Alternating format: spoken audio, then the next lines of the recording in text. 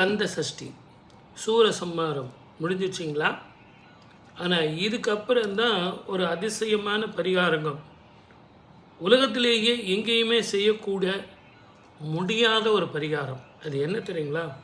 உங்கள் கோபத்தை தணிக்கணும் அப்படின்னா, சாரி சார் நான் தப்பு பண்ணிட்டேன் அப்படின்னு மனிதர்களாக இருந்தால் மன்னிப்பு கேட்கலாம். சூரபத்மன் எவ்வளோ பெரிய அசுரனாக இருந்து சிவபக்தனாக இருந்து தன்னைத்தானே மாற்றிக்கொண்டான். அந்த பதவி வெறி, அந்த பதவியில் இருக்கக்கூடிய ஆசை, கிரகத்தினுடைய தாக்கங்கள் இதையெல்லாம் போகணுங்கிறதுக்காகத்தான் தடுத்து ஆட்கொண்டான். முருகன் தடுத்து ஆட்கொள்ளும்போது அந்த கோபம் இருக்குது இல்லையா, அந்த கோபம் போகணும். இப்போ என்ன பண்ணுறாங்க?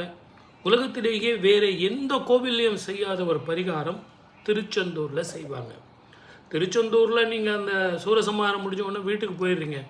அதுக்கு பிறகு சுவாமியை கூட்டிகிட்டு போயிட்டு ஒரு கண்ணாடி எதிரில் நிற்க வைப்பாங்க. நிறைய பேருக்கு அது தெரியுமான்னு எனக்கு தெரியல. அதுக்கு பேர் சாயா அபிஷேகம்னு பேர்.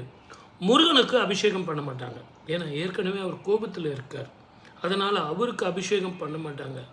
எதிரில் இருக்கிற கண்ணாடிக்கு அபிஷேகம் பண்ணுவாங்க. தன்னுடைய உருவத்தை, தன்னுடைய கோபத்தை அந்த கண்ணாடியில் பிரதிபலிக்கிறது.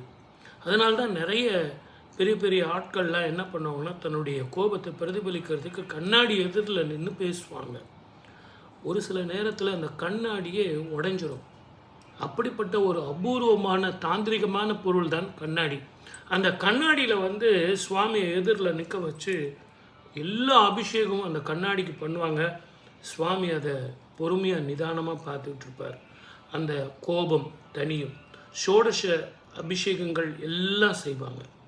சாயா அபிஷேகம்னு பேர். அந்த கண்ணாடியில் பண்ண பண்ண பண்ண பண்ண அவருடைய கோபம் எல்லாம் தனியும்.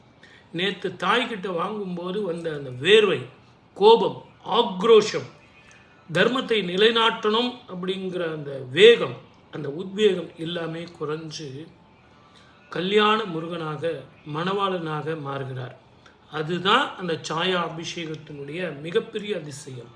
இதையெல்லாம் நீங்கள் சூரசம்ஹாரம் பார்த்த பிறகு முருகனோடு சேர்ந்து போய் உலகத்திலேயே திருச்செந்தூரில் மட்டும்தான் இதை செய்வாங்க. வேறு எங்கேயுமே செய்ய மாட்டாங்க. மீனாட்சி கல்யாணம் அப்படின்னா மதுரையில், சாயா அபிஷேகம் அப்படின்னா திருச்செந்தூரில். ஆகவே நீங்கள் எல்லாம் இதை அனுபவிக்கணும். உங்கள் கோபங்கள், தாபங்கள் எல்லாம் குறையணும். மனசில் மதமாச்சரியங்கள் போகணும்.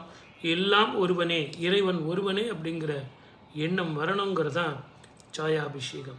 இப்போதைக்கு நீங்கள் சப்ஸ்கிரைப் பண்ணுங்கள், ஷேர் பண்ணுங்கள். நம்ம நிறைய பேசுவோம்.